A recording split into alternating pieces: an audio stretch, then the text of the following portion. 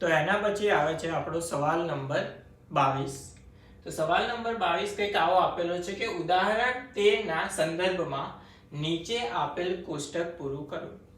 એ ઉદાહરણ નંબર 13 આપણે જો જોઈએ તો ઉદાહરણ નંબર 13 માં આપણને આપેલું છે કે બે પાસાને એક સાથે ફેંકવામાં આવે છે અને મળતા તમામ શક્ય પરિણામો લખો અને તેના ઉપરથી બે અંકોનો જે સરવાળો પાસા ઉપર મળે તેના આધારે સવાલ પૂછેલો હતો.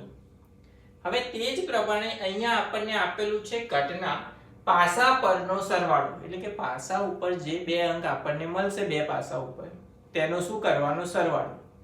સરવાળો 2, 3, 4 થી લઈને ક્યાં સુધી આપેલો છે 12. તો આ કોષ્ટક આપણે પૂરું કરવાનું છે, એટલે કે બધાની સંભાવના શોધવાની છે.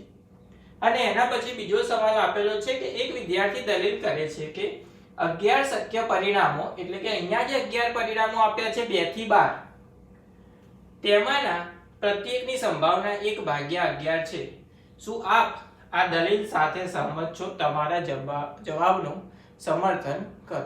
તો સૌથી પહેલા તો આપણે આ કોષ્ટક પૂરું કરીશું પહેલા સવાલ ઉપરથી. સૌથી પહેલા તો આપણે જે રીતે સોલ્વ કરતા હોઈએ એ જ રીતે સંભાવના કોઈ પણ ઘટના ઈ માટે ઘટનાના પરિણામોની સંખ્યા ભાગ્યા કુલ પરિણામોની સંખ્યા, આ થાય સંભાવનાનું સૂત્ર.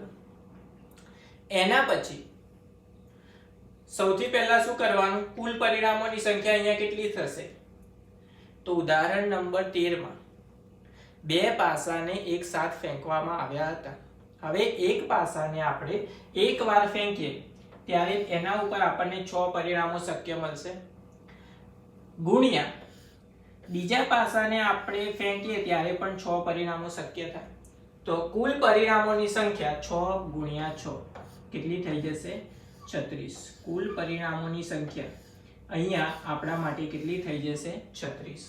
હવે એ 36 છે, 36 પરિણામો કયા થાય એ લખવાના પરીક્ષામાં. આ પ્રકારનો દાખલો 4 માર્ક્સમાં પૂછાતો હોય છે. તો કયા 36 પરિણામો થશે એ જોઈએ આપણે હવે. તો અહીંયા 36 પરિણામો થશે. સૌથી પહેલા તો આવશે 1 1 1 2 1 3 1 4 1 5 1 6. એ જ રીતે 6 સુધી આ 36 પરિણામો અહીંયા થશે, જે તમારે પરીક્ષામાં જવાબમાં લખવા પડે અને એના આધારે તમે જવાબ આપી શકો. હવે આપણને પહેલા શું કીધું છે કે પાસા પરનો સરવાળો શું થવો જોઈએ? 2. એનો જવાબ આપણને આપેલો છે કે 1/36. કેવી રીતના થયો જવાબ? ઘટનાના પરિણામોની સંખ્યા પાસા પરનો સરવાળો કેટલો થયો? 2.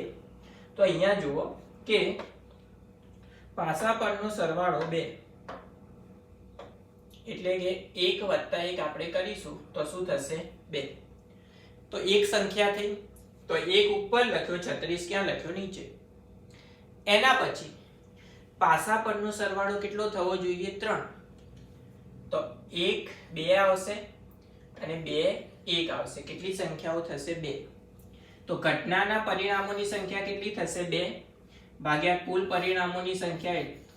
કુલ પરિણામ કેટલા હતા? 36. તો એનો જવાબ શું થશે? 2/36. સમજી ગયા? એના પછી પાસા પરનો સરવાળો કેટલો થવો જોઈએ? 4. તો 4 ક્યાં ક્યાં થશે? 1 + 3 2 + 2 3 + 1. કેટલી સંખ્યાઓ થઈ? 1 2 અને 3 સંખ્યાઓ. તો ઘટનાના પરિણામોની સંખ્યા અહીંયા કેટલી થશે? 3 ભાગ્યા કુલ પરિણામોની સંખ્યા કેટલી થઈ જશે? 36. તો આનો જવાબ થશે 3/36. એ જ રીતે 5 માટે બંને અંકોનો સરવાળો શું થવો જોઈએ? 5. તો 1 + 4 2 + 3 3 + 2 અને 4 + 1. કેટલી સંખ્યાઓ થઈ? 1 2 3 અને 4 સંખ્યાઓ. તો ઘટનાના પરિણામોની સંખ્યા થઈ 4 ભાગ્યા કુલ પરિણામોની સંખ્યા થઈ ગઈ 36. તો જવાબ થઈ ગયો 4/36. એના પછી સરવાળો શું થવો જોઈએ? 6 બંને અંકોનો. તો 1 5 2 + 4 3 + 3 4 + 2 અને 5 + 1. કેટલી સંખ્યાઓ થઈ? 1 2 3 4 અને 5 સંખ્યાઓ.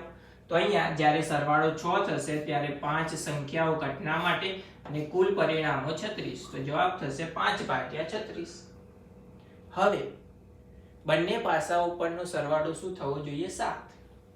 તો 1 + 6, 2 + 5, 3 + 4, 4 + 3, 5 + 2 અને 6 + 1. કેટલી સંખ્યાઓ થઈ? કુલ સંખ્યાઓ થઈ 6. તો 6 ઘટનાના પરિણામોની સંખ્યા ભાગ્યા કુલ પરિણામ કેટલા હતા? 36. તો જવાબ થશે 6/36. એના પછી 8 સરવાળા માટે તો આપણને આપેલું છે 5/36.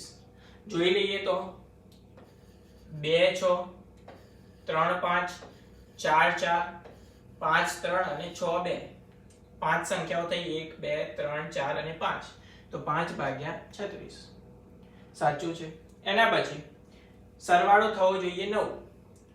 3 + 6, 4 + 5, 5 + 4 અને 6 + 3. 1 2 3 અને 4. 4 સંખ્યાઓ થઈ તો ઘટનાના પરિણામોની સંખ્યા 4 ભાગ્યા કુલ પરિણામોની સંખ્યા 36.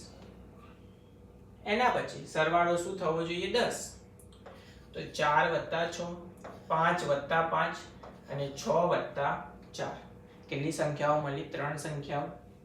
તો અહીંયા જવાબ આવશે 3 ભાગ્યા કુલ પરિણામોની સંખ્યા 36. તો આનો જવાબ થશે 3/36. એના પછી સરવાળો શું થવો જોઈએ? 11. તો 5 + 6, 6 + 5, 11. કેટલી સંખ્યાઓ મળી આપણને? 2 સંખ્યાઓ. તો અહીંયા થશે 2/36. અને સરવાળો થવો જોઈએ 12. તો એક જ સંખ્યા 6 + 6. તેનો જવાબ આપણને આપેલો છે 1/36.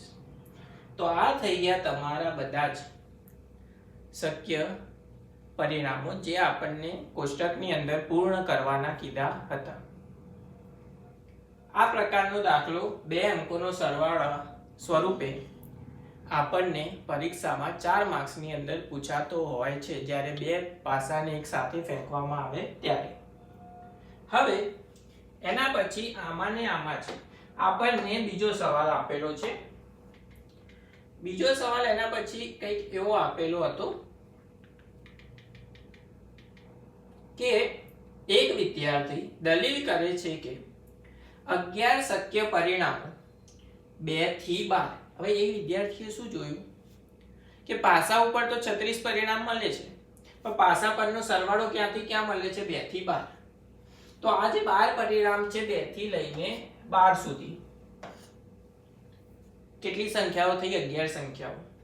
તો આ 11 સંખ્યાઓની સંભાવના કેટલી થવી જોઈએ? 1/11 થવી જોઈએ એવું કહે છે.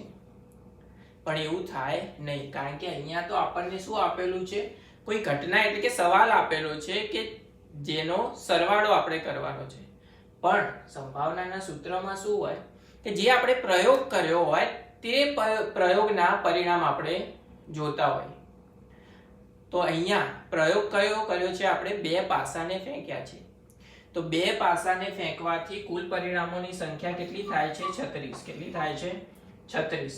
એટલે કે નીચેની સાઈડ શું આવવું જોઈએ? 36. પણ અહીંયા શું આવે છે? 11.